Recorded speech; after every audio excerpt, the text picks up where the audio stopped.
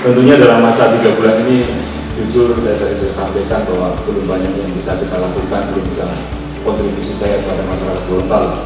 Meskipun mimpi saya banyak di sini. Yang pertama, dari awal saya berjanji dan menginginkan bahwa ada putra-putra Gorontalo yang bisa masuk akil, bisa masuk akpol.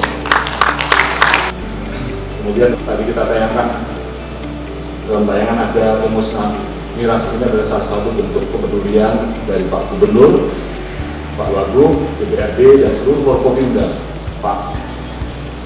Dan ini seringkali menangkap anak buahnya juga, Pak Danana juga. Tapi isinya bagi kita, siapapun yang menangkap, semua adalah untuk melengkapi. Yang penting Pak, prosesnya ada positif.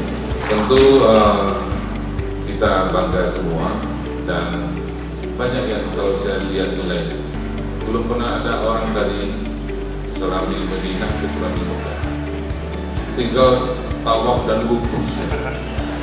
Wukufnya di Mabes Polri, di puncak pimpinan Polri.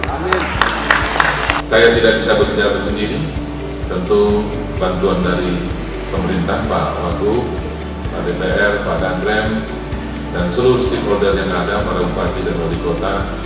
Insya Allah saya akan bangun silaturahim yang kita percepat, ada percepatan berikut ke depan, dan yang dulu.